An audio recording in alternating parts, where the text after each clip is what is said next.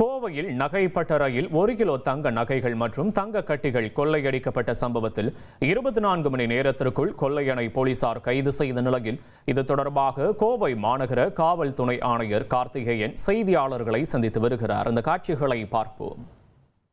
நேற்று 7/12/2025 அன்னைக்கு நவநீத கிருஷ்ணன் என்பவர் ஸ்டேஷனில் ஒரு கம்ப்ளைண்ட் கொடுத்துருக்காரு. அவர் கோயம்புத்தூர் வடவழியை சேர்ந்தவர். சாமி ஐயர் வீதியை சேர்ந்த இதில் நகைப்பற்ற வச்சிருக்காரு. அவருக்கு காலையில் 8 மணிக்கு சரவணன்றவர் பக்கத்து வீட்டுக்காரர் ஒரு ஃபோன் பண்ணியிருக்காரு.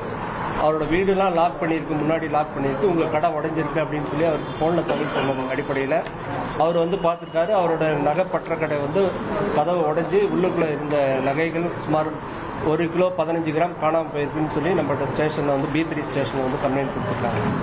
கொடுத்த உடனே நாங்கள் விசாரணையை ஆரம்பித்து கமிஷனர் அவர்களோட உத்தரவு அடிப்படையில் ஏசி அவர்களோட தலைமையில் B3 லாண்ட் ஆர்டர் இன்ஸ்பெக்டர் மற்றும் ஒரு B3 ஐவிங் இன்ஸ்பெக்டர் பாஸ்கர் இவங்க தலைமையிலையும் மற்ற சில இன்ஸ்பெக்டரையும் நம்ம ஹெல்ப்புக்கு எடுத்துக்கிட்டு தனிப்படை அமைச்சு இதை புலனாய்வு செய்ய ஆரம்பித்தோம்.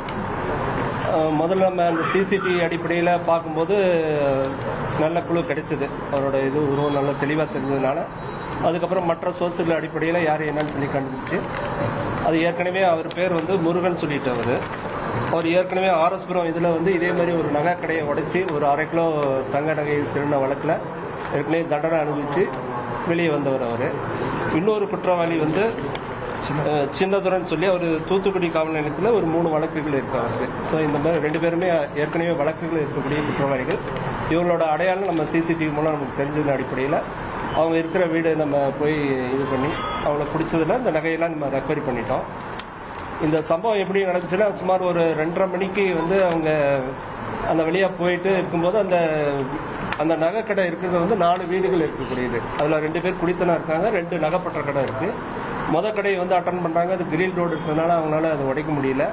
அடுத்து இருக்கிற வீடெல்லாம் முன்னாடி கதவை லாக் பண்ணிட்டு வெளியே நம்மளை பிடிச்சிடக்கூடாதுக்காக அவங்க லாக் பண்ணிவிட்டு இந்த 4வது கடையாக இந்த கடை இருந்திருக்கு. இந்த கடையை உடைச்சி உள்ளே போய் எடுத்திருக்காங்க. அங்கே அந்த கடையிலையும் சிசிடிவி ஃபுட்டேஜ் தெளிவாக இருந்திருக்கு நம்மளுக்கு.